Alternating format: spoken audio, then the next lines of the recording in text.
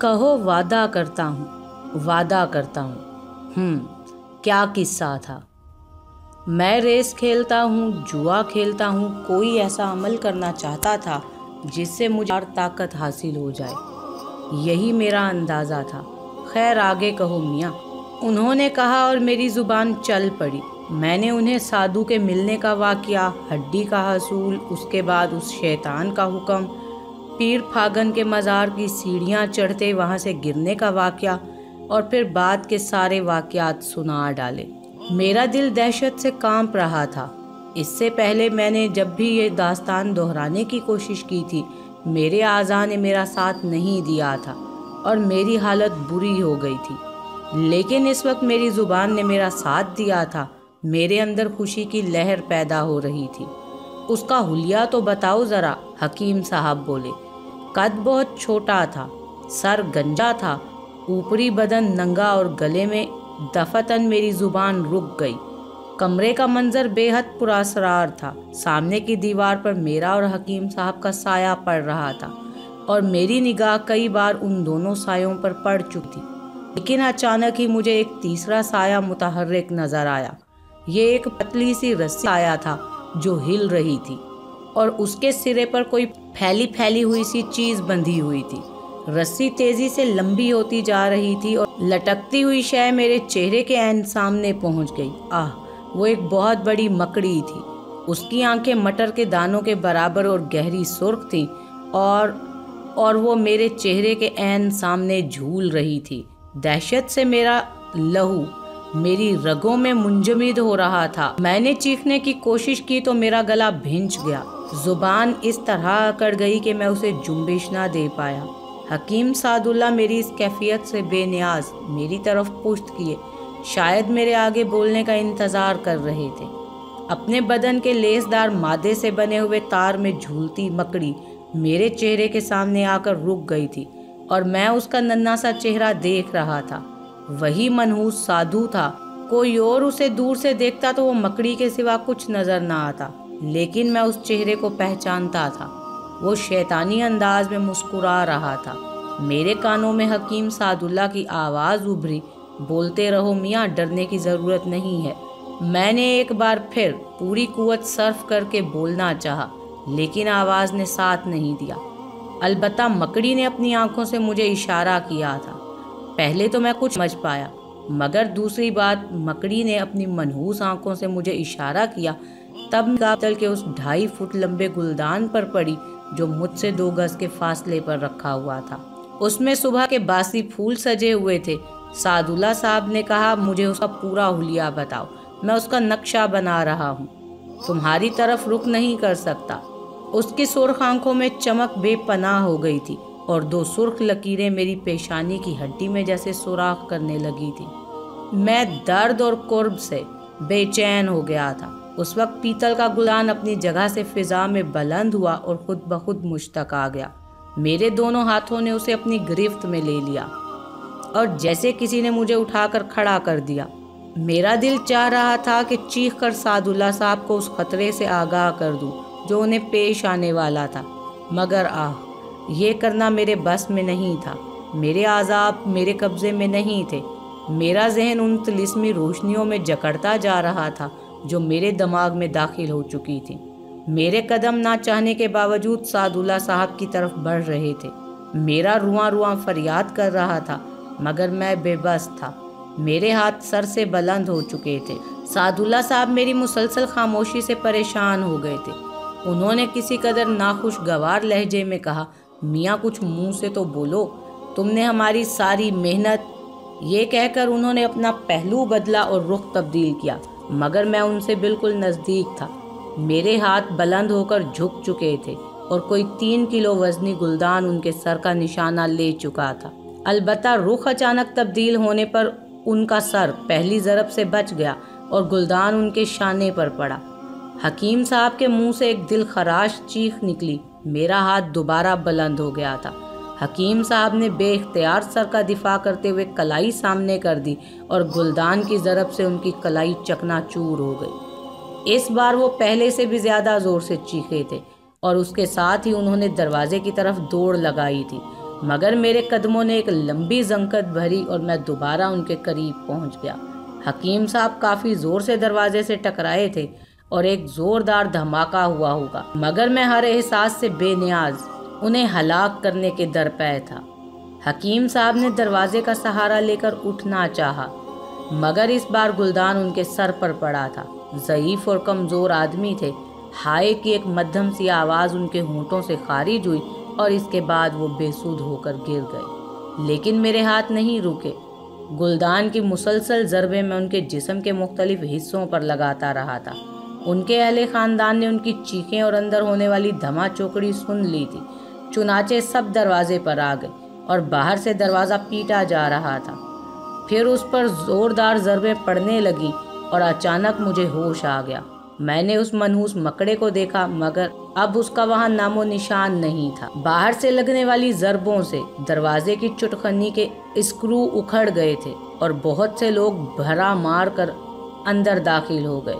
ان میں عورتیں، بچے اور 2 جوان آدمی بھی تھے جو شاید حکیم صاحب کے بیٹے تھے۔ پھر سب بھیانک آوازوں میں چیخنے لگے۔ انہوں نے حکیم صاحب کا کچلا ہوا جسم دیکھ لیا تھا۔ نہ جانے کیا کیا آوازیں سنائی دے رہی تھی، کون کیا کہہ رہا تھا، میرے حواس قابو میں ہی نہ تھے۔ دماغ سائیں سائیں کر رہا تھا، شاید مجھے مارا بھی جا رہا تھا، مگر بدن کو چوٹ لگنے کا احساس بھی نہیں تھا۔ پھر میرے چاروں طرف تاریکی چھا گئی۔ ہوش آیا تو ہسپتال کے بستر پر تھا۔ ایک چھوٹا سا کمرہ تھا جس کے دروازے اور کھڑکیاں بند تھے۔ دیر تک کچھ سمجھ میں نہیں آیا۔ ہوش و حواس جاگے تو جسم کے مختلف حصوں میں درد ہونے لگا۔ آہستہ آہستہ گزرا وقت یاد آیا اور ایک ایک چیز یاد آ گئی۔ میں وحشت زدہ انداز میں اٹھ کر بیٹھ گیا تھا۔ اس منحوس غلیظ جانور نے میرے ہاتھوں حکیم سعد اللہ جیسے نیک انسان کا قتل کروا دیا تھا۔ اس کے بعد کیا ہوا تھا وہ صحیح طور پر اب بھی مجھے یاد نہیں آ رہا تھا۔ بستر پر پاؤں لٹکا کر بیٹھ گیا۔ پھر تھوڑا سا دروازہ کھلا، کسی نے جھانک کر اندر دیکھا اور فوراً ہی دروازہ بند ہو گیا۔ چند لمحات کے بعد وہ دروازہ پھر کھلا اور ایک زبردست جسامت کا مالک پولیس آفیسر کمرے میں داخل ہو گیا۔ اس کے پیچھے چند کانسٹیبل تھے اور اس کے ساتھ ایک ڈاکٹر ایک نرس کے ساتھ۔ پولیس آفیسر نے باروب لہجے میں کہا، دیکھیے ڈاکٹر صاحب، معائنہ کیجئے اس کا، ہم اسے لے جانا چاہتے ہیں۔ ڈاکٹر نے آگے بڑھتے ہوئے کہا، بس ہوش میں آ جانے کا انتظار تھا، جسم پر کوئی ایسی چوٹ نہیں ہے کہ جس کا باقاعدہ علاج کیا جائے، پھر بھی میں دیکھ لیتا ہوں۔ اس نے آلہ لگا کر میرے دل کی دھڑکنوں کا معائنہ کیا، جسم کے مختلف حصوں کو ٹٹولا اور میرا شانہ تھپ تھپاتے ہوئے بولا، ٹھیک ہے انچارج صاحب، بالکل ٹھیک ہے، تندرست آدمی ہے، کوئی بات نہیں، آپ اسے لے جا سکتے ہیں۔ انسپکٹر نے اپنے ساتھی کانسٹیبلوں کو اشارہ کیا اور انہوں نے میرے ہاتھوں میں ہتھ کڑیاں ڈال دیں۔ میں ششدر تھا، خوف سے میرا دل بند ہوا جا رہا تھا، ہونٹ خشک ہو رہے تھے۔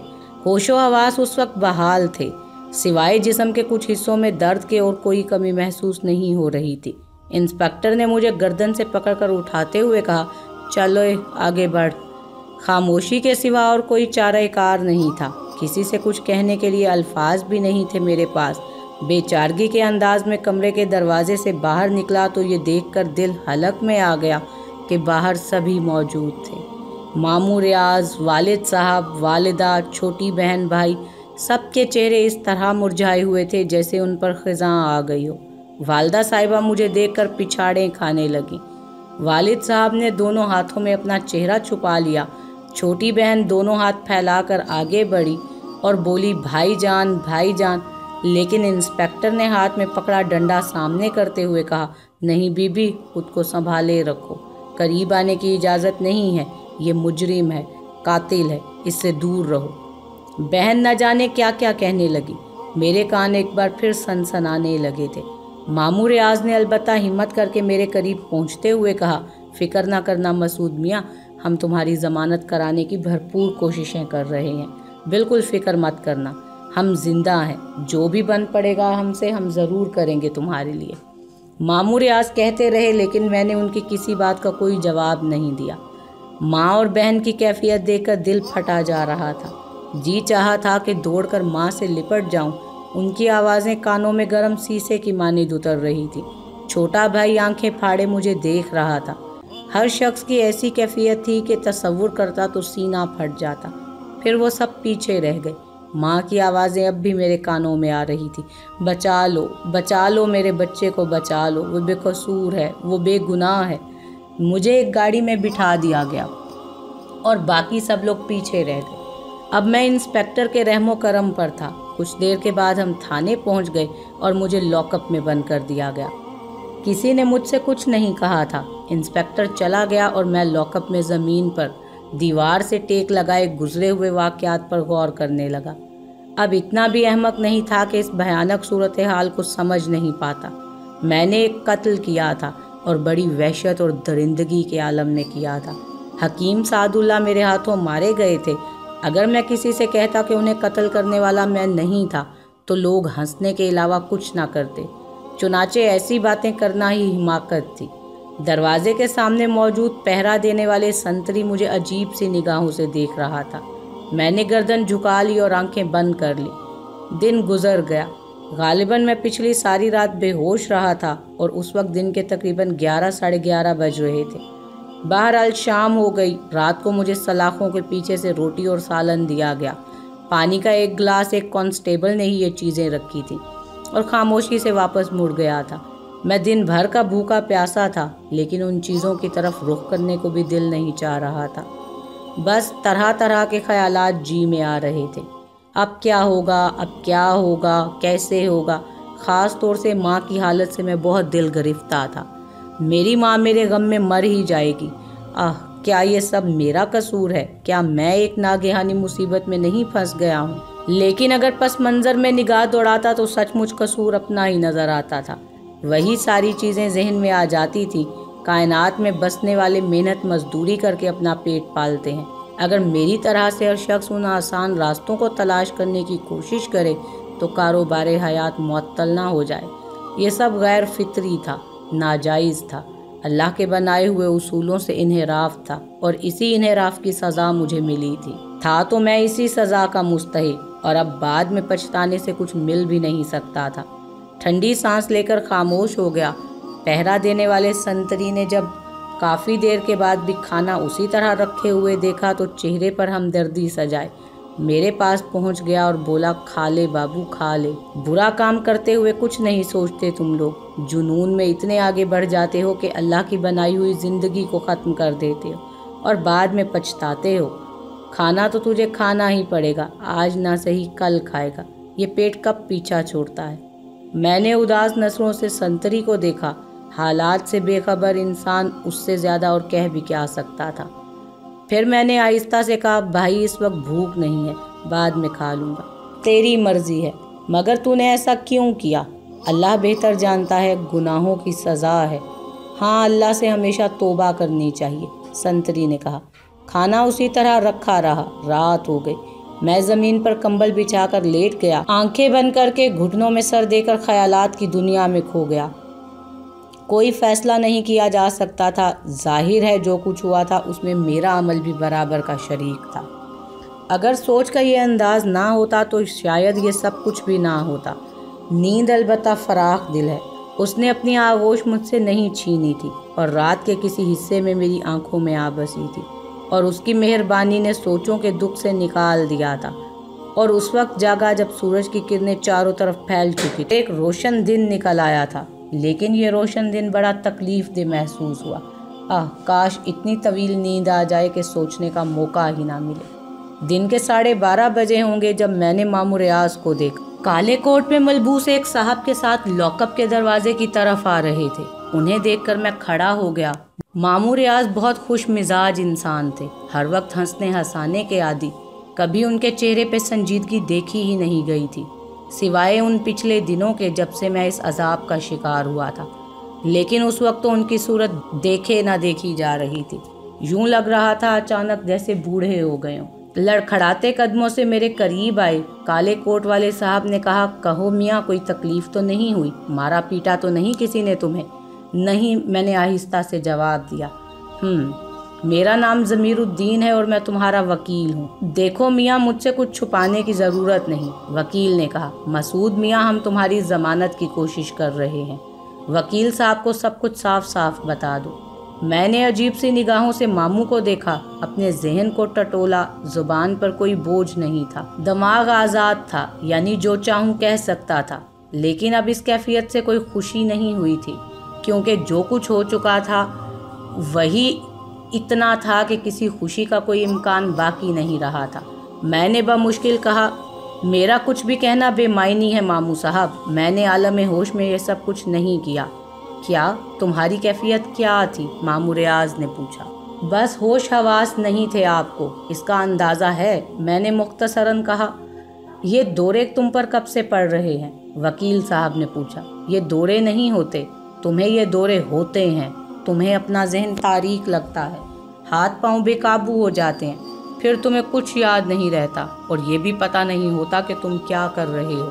سمجھ رہے ہو نا میری بات؟ وکیل صاحب بولے اور میں نہ سمجھنے والے انداز میں وکیل صاحب کو دیکھنے لگا۔ وہ پھر بولے، یہاں کسی نے تمہارا بیان لیا ہے؟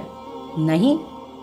گڈ، یہ بہت اچھا ہوا، تمہیں بیان میں یہی کچھ کہنا ہے جو میں تمہیں بتا رہا ہوں۔ جی، میں نے کہا، اور وکیل صاحب مجھے بتانے لگے کہ مجھے بیان کیا دینا ہے۔ میں خاموشی سے گردن ہلاتا گیا، پھر یہ دونوں چلے گئے۔ چلتے ہوئے ماموں ریاض مجھے پھر پرسکون رہنے کی تلقین کی۔ میں ان کی کیفیت سمجھ رہا تھا، وہ میرے سامنے خود کو سنبھال رہے تھے، لیکن گھر میں کیا کوہرام مچا ہوگا میں جانتا تھا۔